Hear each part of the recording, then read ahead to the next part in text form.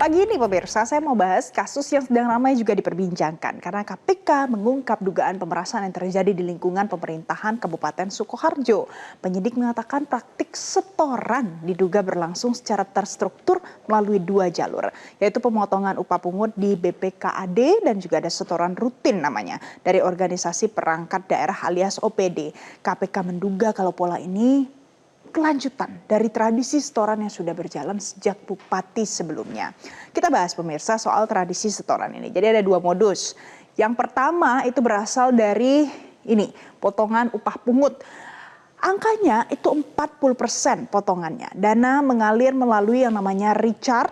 Ini adalah kepala BPKAD, kemudian ASN yang berinisial ND, dan ini akhirnya diterima oleh Bupati Sukoharjo, Eti. Nah, ini sudah berlangsung selama 2021 sampai 2026 dengan total penerimaan di Bupati Sukoharjo ini diduga mencapai angkanya 2,93 miliar rupiah. Selanjutnya di modus yang kedua, kita lihat pemirsa. Kalau yang satu ini adalah yang namanya setoran rutin dari organisasi perangkat daerah alias OPD. Jadi dugaan sementara KPK, OPD itu melakukan penyetoran dana dari orang yang namanya Trimulyo. Menjadi ini setoran rutin, dan ini masuk secara berkala menjelang hari raya dan kebutuhan tertentu namanya THR. Ujung-ujungnya sampai ke Bupati Sukoharjo. Nah, kalau dari tahun ke tahun dijeberkan pemirsa dari 245 juta 2024, kemudian 350 juta 2025, dan 2026 angkanya 245 juta rupiah.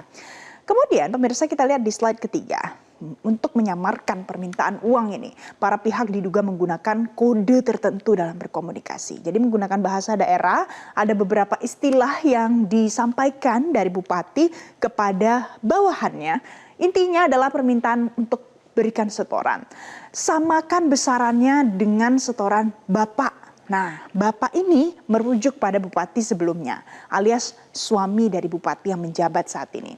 Kemudian mencari 500 juta di akhir tahun. Nah, selanjutnya pemirsa, dalam penggeledahan kemarin di sejumlah lokasi KPK akhirnya menyita uang tunai sebesar 6,4 miliar rupiah.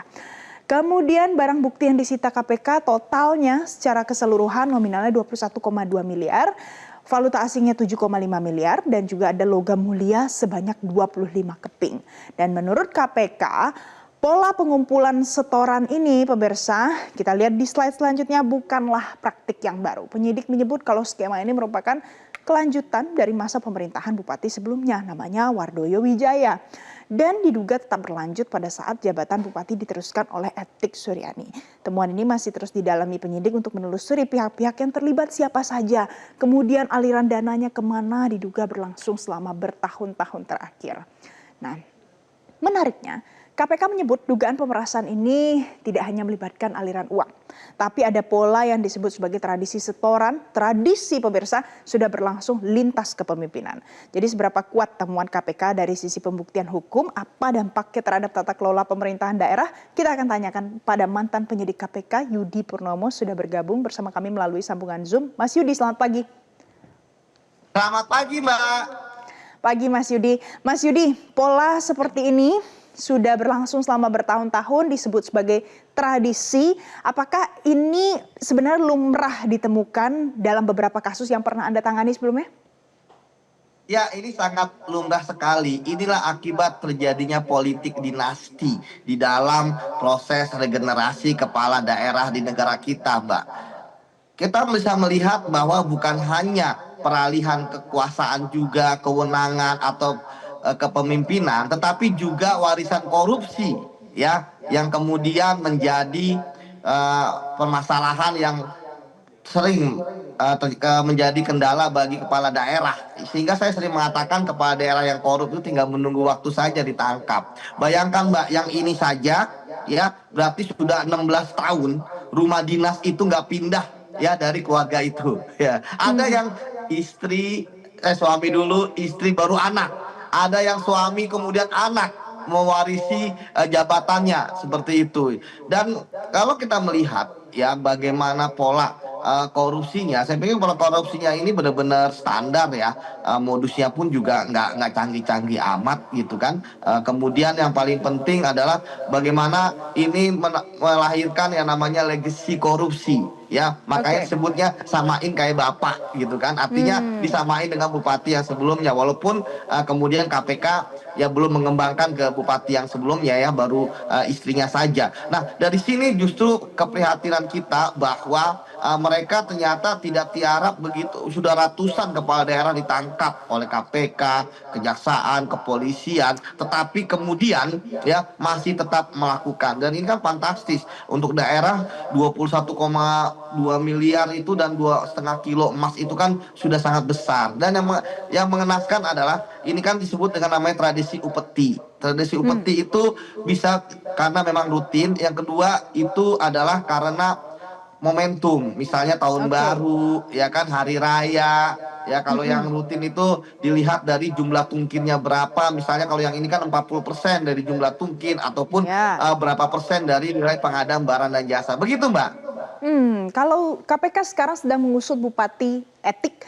Nah, dengan berjalannya penyidikan ini nanti, apakah mungkin Bupati sebelumnya suaminya ikut terjerat di sana?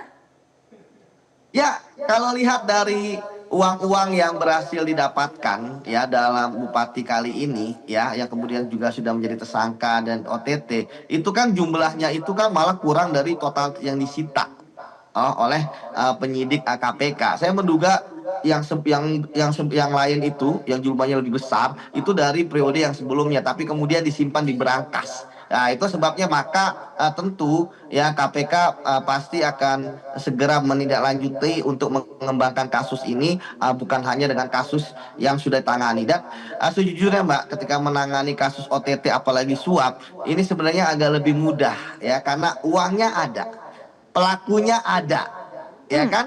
Kemudian juga tertangkapnya basah lagi kan, artinya tertangkap basah istilahnya, sudah tidak bisa lagi mengelak. Dan kalau kita lihat kan bagaimana KPK mampu menjelaskan secara kronologis ya bagaimana korupsi yang terjadi, ada modus copy paste dan sebagainya, yang penting mendapatkan sama seperti sebelumnya. Artinya bisa jadi saksi-saksi ataupun tersangka itu udah pada ngaku semua, udah pada menyerah gitu kan.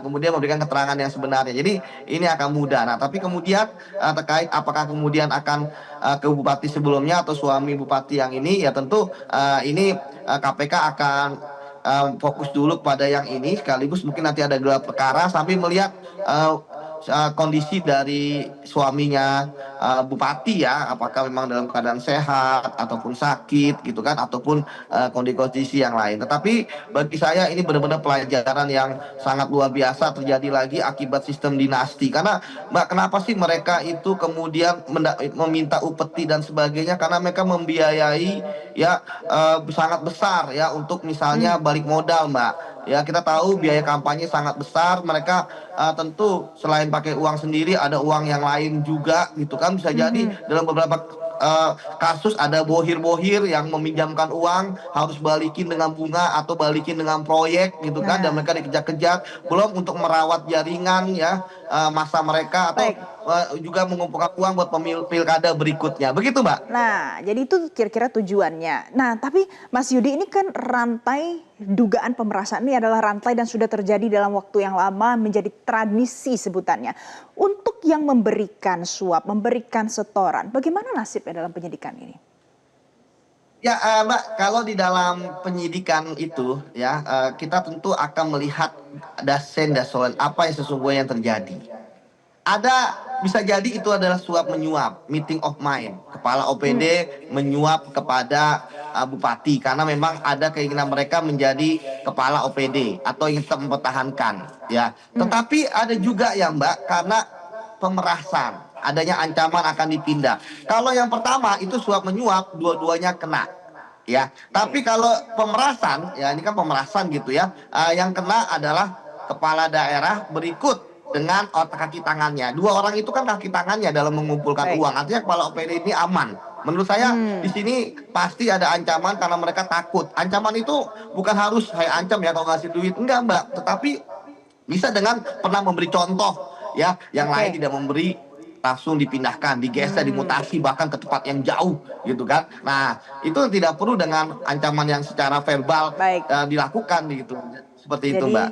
begitu perbedaannya antara yang memberikan suap dengan keinginan, ada juga yang dengan itu menjadi tradisi bagian dari pemerasan. Nanti akan diusut lagi pemirsa. Mas Yudi, terima kasih karena sudah memberikan perspektif baru untuk pemirsa. Selamat pagi Indonesia hari ini. Jelajahi cara baru mendapatkan informasi. Download Metro TV Extend sekarang.